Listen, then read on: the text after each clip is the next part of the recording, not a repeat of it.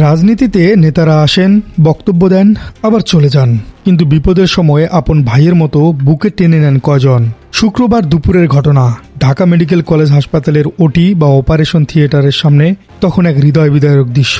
জীবন মৃত্যু সন্ধিক্ষণে লড়ছেন তরুণ তুর্কি ওসমান হাদি, আর বাইরে পাগলপাড়া তার বড় ভাই ওমর। ঠিক সেই মুহূর্তেই সেখানে হাজির হলেন বাংলাদেশ জামায়াতে ইসলামের আমির ডক্টর শফিকুর রহমান।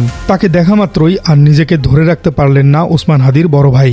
আমিরের বুকে মাথা রেখে কান্নায় ভেঙে পড়লেন তিনি। জামাত আমিরও তাকে থামাননি। একজন বাবার মতো, একজন বড় ভাইয়ের মতো তাকে বুকে জড়িয়ে ধরলেন, মাথায় হাত বুলিয়ে দিলেন সান্ত্বনা। এই একটি দৃশ্য যেন হাজারো রাজনৈতিক বক্তব্যের চেয়ে শক্তিশালী। এটি প্রমাণ করে ডক্টর শফিকুর রহমান এখন আর শুধু একটি দলের নেতা নন, তিনি এই সময়ে নির্যাতিত মানুষের অভিভাবক। ঘটনার পরপরই কি ঘটেছিল একটু লক্ষ্য করুন। গুলিবিদ্ধ হওয়ার খবর পাওয়ার সাথে সাথে ডক্টর শফিকুর রহমান কোনো প্রোটোকল বা ফর্মালিটির অপেক্ষা করেননি। তিনি তার সব ব্যস্ততা ফেলে সোজা ছুটে গেছেন ঢাকা মেডিকেলে। হাসপাতালে পৌঁছেই তিনি চিকিৎসকদের সাথে কথা বলেছেন, হাদির শারীরিক অবস্থার খোঁজ খবর নিয়েছেন এবং গুলি কোথায় লেগেছে, কি চিকিৎসা চলছে, সবকিছু খোঁজ খবর নিয়েছেন পুঙ্খানুপুঙ্খভাবে। সাধারণত আমরা দেখি বড় নেতারা হাসপাতালে গেলে কর্মীদের ভিড় আর স্লোগানে আসল কাজটাই ব্যাহত হয়ে যায়, কিন্তু জামাতে আমির সেখানে গিয়েছেন একজন চিন্তিত অভিভাবকের মতো। তার চোখে মুখে ছিল উদ্বেগ। তিনি ডাক্তারদেরকে অনুরোধ করেছেন সর্বোচ্চ চেষ্টা করার জন্য। এই যে তাৎক্ষণিক ছুটে যাওয়া, এটা প্রমাণ করে ইনকিলাব মঞ্চ বা জুলাই বিপ্লবের সৈনিকদের প্রতি তার ভালোবাসা আসলে কতটা গভীর। তিনি হাদিকে কেবল অন্য দলের একজন নেতা ভাবেননি, ভেবেছেন নিজের সন্তান বা ছোট ভাই হিসেবে। হাদির বড় ভাই ওমর যখন জামাতে আমিরকে জড়িয়ে ধরে কাঁদছিলেন, তখন সেই কান্না ছিল স্বস্তির কান্না। এতক্ষণ তিনি একা ছিলেন, অসহায় বোধ করছিলেন, কিন্তু যখন দেখলেন বাংলাদেশের অন্যতম প্রধান দলের রাজনৈতিক একজন শীর্ষ নেতা তাদের পাশে এসে দাঁড়িয়েছেন, তখন হয়তো তার মনে হয়েছে, না, এবার আমরা একা নই, আমাদের মাথার উপর ছায়া আছে। ডক্টর শফিকুর রহমান সান্ত্বনা দিয়ে বলেছেন আল্লাহর উপর ভরসা রাখতে। তিনি সাহস জুগিয়েছেন।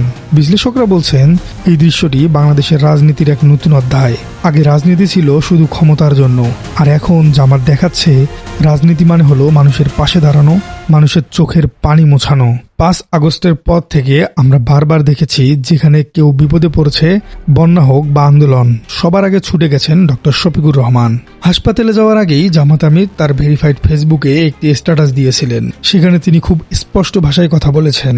তিনি লিখেছেন, কোনো রাজনৈতিক প্রতিদ্বন্দ্বিতা বা মতভিন্নতার কারণে এ ধরনের সহিংসতা কখনোই গ্রহণযোগ্য নয়। লক্ষ্য করুন, তিনি কিন্তু কোনো উস্কানিমূলক কথা বলেননি। তিনি শান্তির কথা বলেছেন। তিনি দাবি করেছেন দ্রুত, নিরপেক্ষ এবং স্বচ্ছ তদন্তের। তিনি আরও লিখেছেন, আমি দোয়া করি আল্লাহ তাআলা তাকে পূর্ণ সুস্থতা দান করুন। একজন নেতার এই সংযত এবং দায়িত্বশীল বক্তব্যই প্রমাণ করে তিনি কতটা দূরদর্শী। তিনি জানেন এই মুহূর্তে উত্তেজনা ছড়ালে দেশের ক্ষতি হবে, তাই তিনি আইনি পথের কথা চিন্তা করেছেন এবং আল্লাহর কাছে দোয়া চেয়েছেন।